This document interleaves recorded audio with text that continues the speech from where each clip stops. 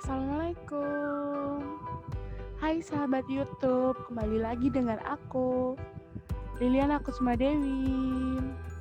Di video vlog aku kali ini, aku bakal presentasi PPT. Nah, vlogku kali ini untuk memenuhi ujian tengah semester praktikum pemetaan. Langsung aja aku bakal share screen untuk memaparkan PowerPoint aku. Share. Oke. Langsung saja ya sahabat.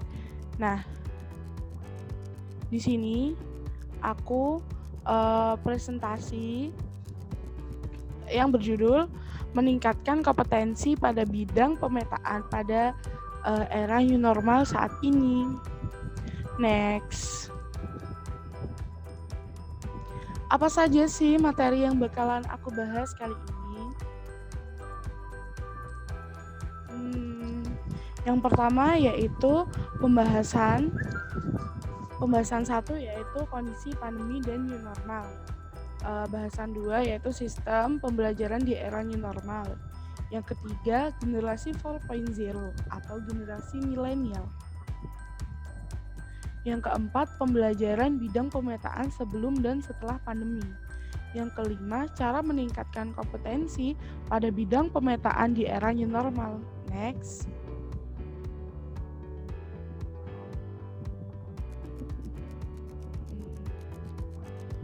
Langsung saja kita masuk pada bahasan yang pertama yaitu kondisi pandemi dan new normal. Pandemi ini, apakah kalian udah pada tahu tentunya? Pandemi ini disebabkan oleh sebuah virus yang bernama Coronavirus Disease 2019 atau COVID-19. Biasanya kita nyebutnya dengan corona. Corona ini telah mengubah tatanan dunia dalam waktu yang singkat. Dalam waktu yang tidak lama ini, pandemi ini telah menyebar secara cepat dalam skala luas dan menimbulkan banyak korban jiwa. Guna mencegah penularan wabah virus corona yang meluas, masyarakat diimbau untuk tinggal di rumah. Bahkan dari sekolah, bekerja, bahkan beribadah pun dianjurkan untuk dilakukan di rumah dan secara daring atau online. Hampir semua negara menghimbau warganya untuk tidak beraktivitas di luar rumah jika ada kepentingan yang mendesak. Jika tidak ada kepentingan yang mendesak, terkecuali memang bagi mereka yang harus keluar dan kegiatannya tidak bisa dilakukan dari rumah. Next. Era new normal. Ada yang tahu nggak nih? Apa sih era new normal? Menurut Wiku, prinsip utama dari new normal itu sendiri adalah dapat menyesuaikan dengan pola hidup yang baru. Perubahan perilaku akan menjadi kunci optimisme dalam menghadapi COVID-19 dengan menerapkan protokol kesehatan sesuai anjuran pemerintah atau yang dikenal dengan sebagai new normal. Hal ini juga telah diatur pemerintah dalam Peraturan Pemerintah Nomor 21 Tahun 2020 tentang Pembatasan Sosial Berskala Besar atau PSBB dalam rangka percepatan penanganan COVID-19.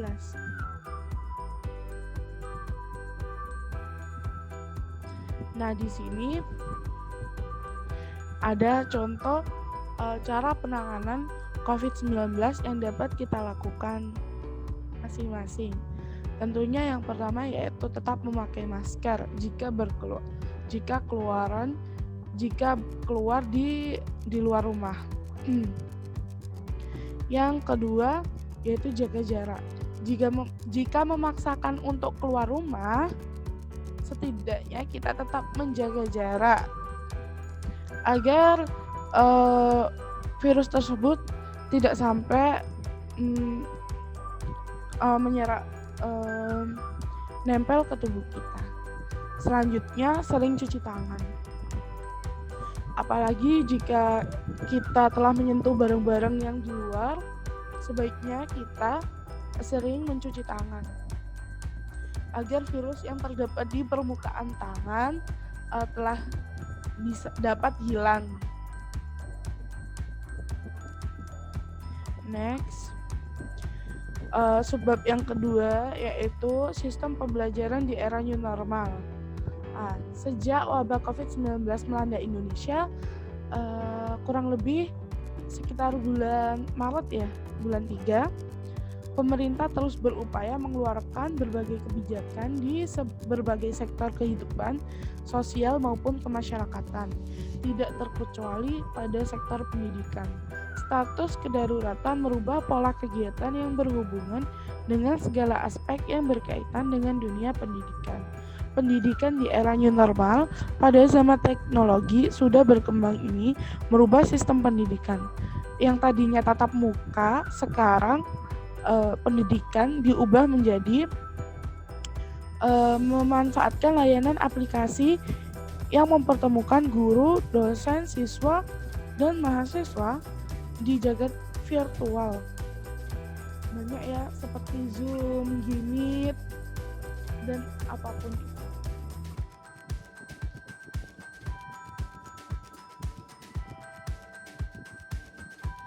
Selanjutnya ada beberapa sistem pembelajaran di era new normal. Tentunya menggunakan daring online. Yang pertama ada asinkron. Yang selanjutnya ada sinkron, webinar, dan praktikum sederhana. Jangan sampai kegiatan pembelajaran terbatas hanya karena ada PSBB ataupun seluruh kegiatan dilakukan di rumah. Selanjutnya ada pemrograman Merdeka Belajar dan Kampus Merdeka. Nah, apa sih Merdeka Belajar dan Kampus Merdeka? Kampus Merdeka merupakan kebijakan Menteri Pendidikan dan Kebudayaan yang bertujuan mendorong mahasiswa untuk menguasai berbagai keilmuan yang berguna untuk memasuki dunia kerja. Kampus Merdeka memberikan kesempatan bagi mahasiswa untuk memilih mata kuliah yang mereka ambil. Agar lebih meningkatkan bakat dan minatnya, teman-teman. Jadi bakat mereka itu bisa terkuasai dengan baik dan benar dan dapat dimanfaatkan selanjutnya. Yang ketiga yaitu sebab generasi 4.0. Era pendidikan yang dipengaruhi oleh revolusi industri 4.0 disebut pendidikan 4.0. Apa sih? Ada yang tahu nggak apa sih pendidikan 4.0?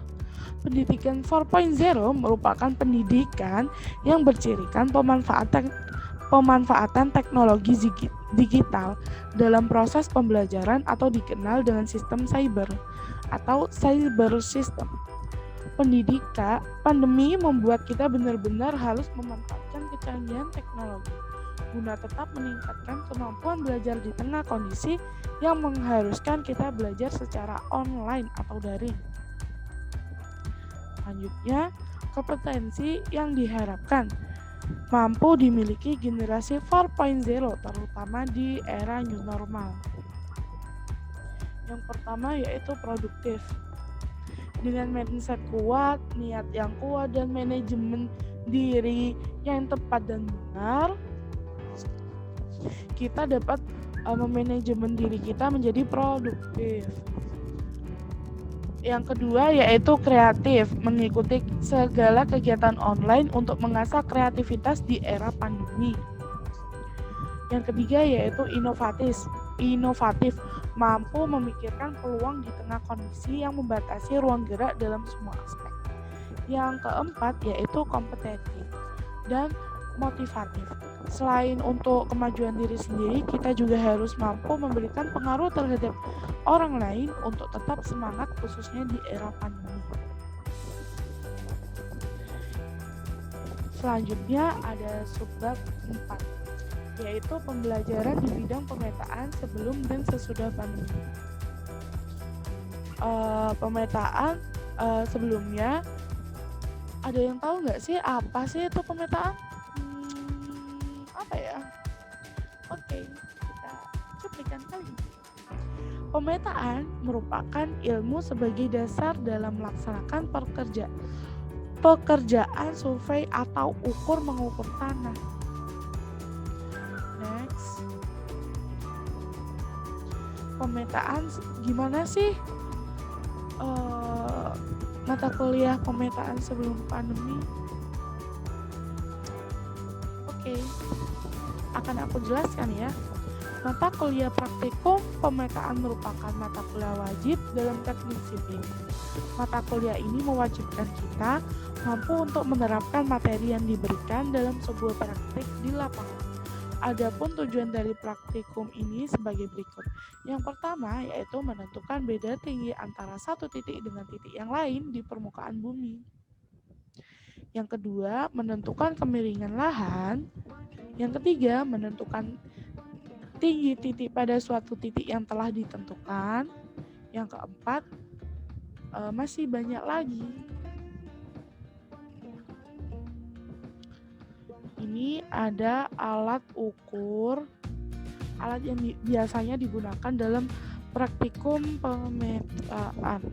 Yang pertama ada theodolit, ada waterpass, clinometer, GPS, total station, dan meteran. Pasti tak asing lagi kan buat kalian? Aku jelasin sedikit aja ya di sini. Apa sih theodolit? Theodolit merupakan alat ukur optik yang digunakan untuk menentukan tinggi dari tanah. Pengukuran sudut yang berupa sudut tegak vertikal dan sudut mendatar horizontal. Selanjutnya waterpass, termasuk dalam alat ukur optik yang berfungsi untuk mengatur beda tinggi dari satu titik atau lebih. Yang selanjutnya yaitu clinometer, salah satu alat ukur sederhana digunakan untuk mengukur sudut elevasi antara garis datar dengan garis yang menghubungkan sebuah titik yang terdapat garis datar dengan titik puncak sebuah objek. GPS. Selanjutnya GPS. GPS merupakan suatu sistem yang terdiri atas konstelasi satelit, radio navigasi, dan juga segmen kontrol tanah. Selanjutnya ada total station. Mercury is closest planet to the Sun, the smallest one. Selanjutnya ada meteran, merupakan alat ukur elektronik yang berasal dari pengembangan theodolit. Namun alat ini dilengkapi oleh pengukuran jarak dan sudut secara elektronik dengan bantuan dari reflektor sebagai target dan pengatur. Tadi total station. Kalau meteran itu alat yang digunakan untuk mengukur panjang suatu lahan. Next. Bagaimana sih praktikum pemetaan di saat pandemi? Banyak ya, guys. Di video vlogku yang kemarin-kemarin itu aku juga melakukan praktikum pemetaan untuk memenuhi salah satu tugas mata kuliah praktikum pemetaan. Contohnya dari praktikum kemarin yang pertama yaitu ada pengukuran horizontal yang menggunakan meteran, dan selanjutnya ada pengukuran vertikal menggunakan alat sederhana tentunya, menggunakan selang air sebagai waterpass dan meteran. Kedua alat pengukur tersebut dibandingkan. Gimana sih caranya mengukur ketinggian dengan menggunakan selang air dan dibandingkan dengan menggunakan meteran. Di tengah pandemi seperti ini, pembelajaran dilakukan secara daring. Lantas bagaimana ya kondisi dengan mata kuliah praktikum pemetaan? Nah, tentunya praktikum pemetaan juga dilaksanakan secara online dengan pengukuran yang sederhana di rumah masing-masing dengan menggunakan alat sederhana pula tentunya. Contohnya seperti meteran, tali rumput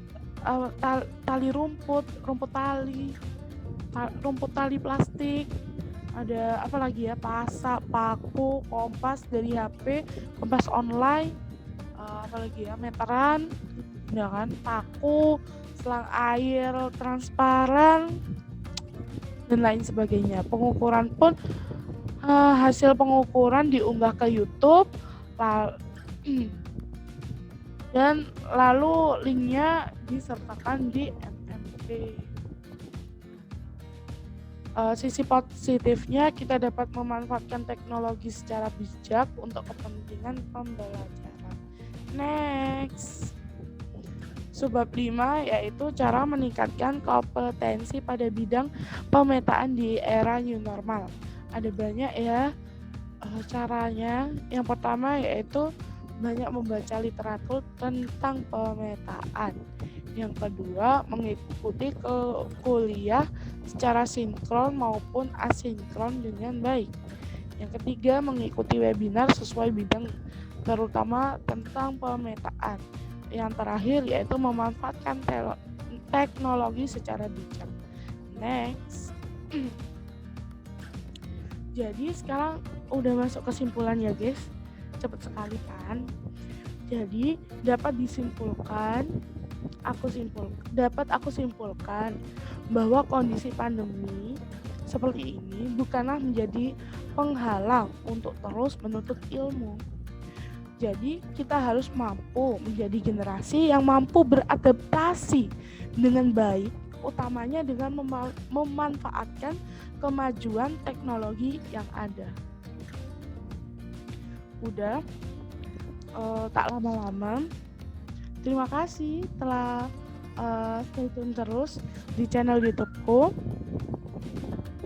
Vlog kali ini aku persembahkan untuk praktikum pemetaan. Jika ada kurang atau lebih kurangnya, saya mohon maaf. Assalamualaikum warahmatullahi wabarakatuh. Terima kasih sahabat YouTube sudah stay tune terus di channel Liliana Kusmadewi. Terima kasih. Bye bye. Bye bye. Bye bye. Bye bye. Bye bye. Salam hangat dari Liliana.